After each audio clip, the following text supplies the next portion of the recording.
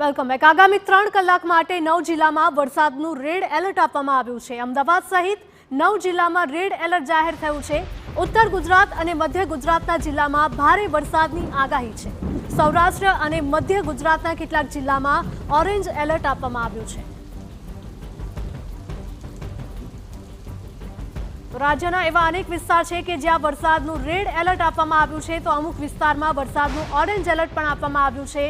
આગામી 3 કલાક માટે 9 જિલ્લામાં વરસાદનું રેડ એલર્ટ જાહેર થયું છે। અમદાવાદ સહિતના 9 જિલ્લામાં રેડ એલર્ટ જાહેર કરવામાં આવ્યું છે, એટલે કે અત્યારે જે વરસાદ પડી રહ્યો છે અથવા તો પડ્યો છે તેના કરતાં પણ વધુ વરસાદ આગામી સમયમાં પડી શકે છે તેવી પૂરેપૂરી શક્યતા છે। ઉત્તર ગુજરાત અને મધ્ય ગુજરાતના ઘણા જિલ્લામાં ભારે વરસાદની આગાહી પણ આપવામાં આવી છે। તો સૌરાષ્ટ્ર અને મધ્ય ગુજરાતના કેટલાક જિલ્લામાં ઓરેન્જ એલર્ટ પણ હવામાન વિભાગ દ્વારા આપવામાં આવ્યું છે। રાજ્યભરમાં મેઘો મુશળધાર વરસી રહ્યો છે, જેના કારણે અનેક એવા વિસ્તારો છે કે જ્યાં જનજીવન ઠપ થઈ ગયું છે, કારણ કે તમામ વિસ્તારો છે જે જાણે કે જળમગ્ન બન્યા હોય તેવી પરિસ્થિતિ ઊભી થઈ છે। અમદાવાદમાં પણ વહેલી સવારથી જ જે વરસાદ વરસી રહ્યો છે તેના કારણે અનેક વિસ્તાર જળમગ્ન બન્યા છે।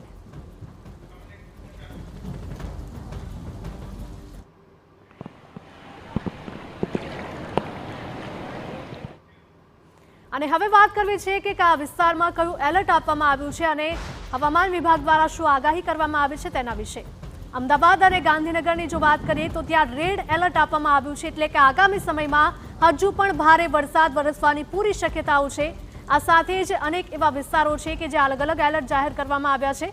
બનાસકાંઠા, પાટણ, મહેસાણા, સાબરકાંઠા અને અરવલ્લીમાં પણ રેડ એલર્ટ હવામાન વિભાગ દ્વારા આપવામાં આવ્યું છે, એટલે કે આ તમામ વિસ્તારોમાં પણ હજુ આગામી સમયમાં વધારે વરસાદ વરસી શકે છે। ખેડા અને સુરેન્દ્રનગરમાં પણ વરસાદનું રેડ એલર્ટ આપવામાં આવ્યું છે, એટલે કે આ તમામ જે વિસ્તારોની મેં વાત કરી એ તમામ વિસ્તારોમાં રેડ એલર્ટની આગાહી હવામાન વિભાગ દ્વારા કરવામાં આવી છે।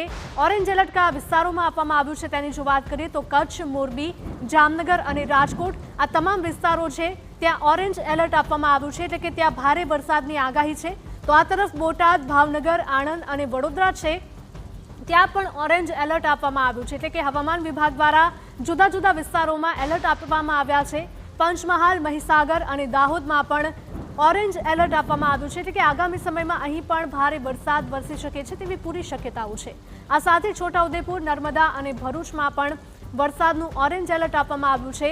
તો સુરત, તાપી, ડાંગ, નવસારી અને વલસાડમાં પણ વરસાદનું ઓરેન્જ એલર્ટ આપવામાં આવ્યું છે, એટલે કે સમગ્ર ગુજરાતમાં મેઘો મુશળધાર વરસશે તેવી આગાહી વ્યક્ત કરાઈ છે।